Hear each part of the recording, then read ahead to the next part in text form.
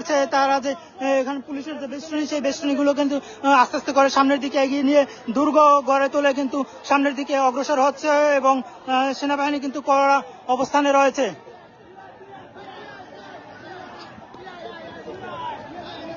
এই মুহূর্তে ছাত্রলীগের এক কর্মী কিন্তু হাত জোর করে এখানে আসার চেষ্টা করছে, আপনাদেরকে দেখানোর চেষ্টা করছি। ইটপাটকেল ছুটছে, যার কারণে আমি কিন্তু পিছু চলে আসতে বাধ্য হচ্ছি, নতুবা ইটপাটকেল কিন্তু গায়ে লাগবে। আপনাদেরকে দেখানোর চেষ্টা করছি নদীর ওপার থেকেও কিন্তু ইটপাটকেল ছুটছে ছাত্রলীগের এক নেতা কর্মী কিন্তু এই মুহূর্তে রিকোয়েস্ট করতে করতে দিকে চলে আসছে।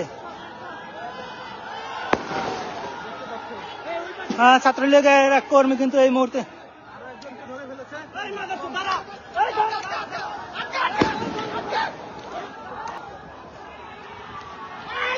এই মুহূর্তে কিন্তু তুমুল দাওয়া দিয়েছে, একটা দাওয়া দিয়ে কিন্তু ছাত্রলীগ যুবলীগ নেতা কর্মীকে ছড়িয়ে দিচ্ছে। আপনাদেরকে দেখানোর চেষ্টা করছে সেনাবাহিনী কিন্তু এই মুহূর্তে কামান কিন্তু চলে এসেছে ইতিমধ্যে ঘটনাস্থলে এবং